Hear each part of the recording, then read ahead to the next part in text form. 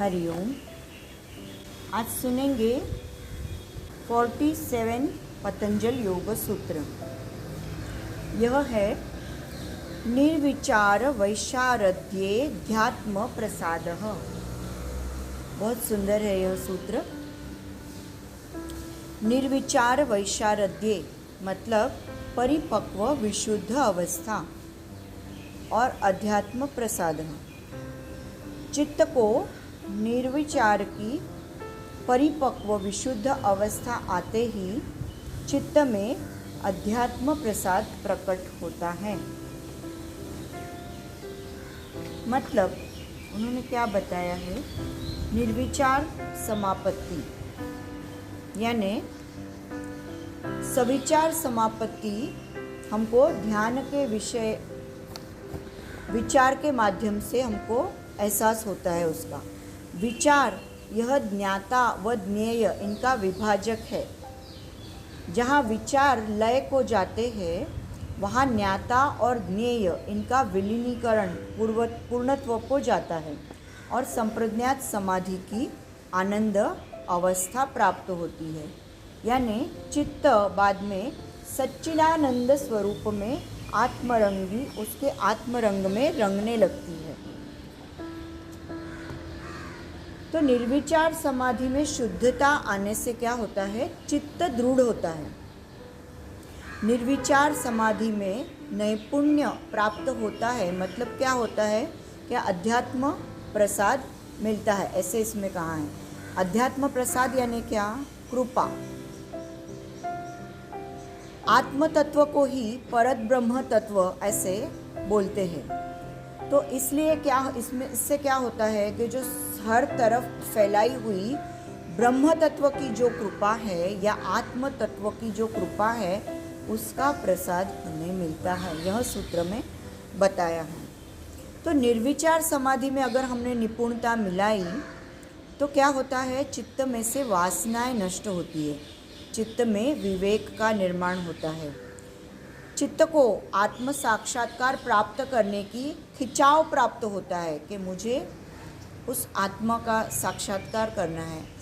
उसके बारे में हम पूरे टाइम उसी के बारे में सोचने लगते हैं और विषयों के बारे में वैराग्य पूर्णावस्था को पहुंचती है। यानी जो विषय रहते हैं उसके बारे में, जो ज्ञानेंद्रिय के जो विषय रहते हैं, फिर आत्म साक्षात्कार जल्दी से जल्दी हो इसके लिए साधक ट्राई करने लगते हैं।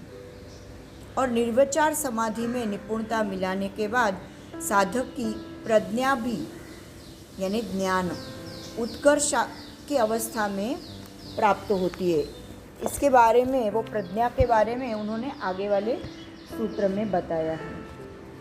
तो ऋषि पतंजलि ने अध्यात्म प्रसाद यह शब्द यूज़ किया है। तो अध्यात्म के अर्थ अनेक है, लेकिन यहाँ पे अर्थ है आत्मानम अधिकृत्य यानी आत्मा के संबंधी। हम हमेशा बोलते अभी मैं ज़्यादा आध्यात्मिक हो गई हूँ, अध्यात्म की तरफ मुझे खिंचाव है। तो अध्यात्म का मतलब क्या है, व्यास व वाचस्पति इन्होंने प्रसाद, इसका मतलब प्रसन्नता या विशुद्धता ऐसे कहा है।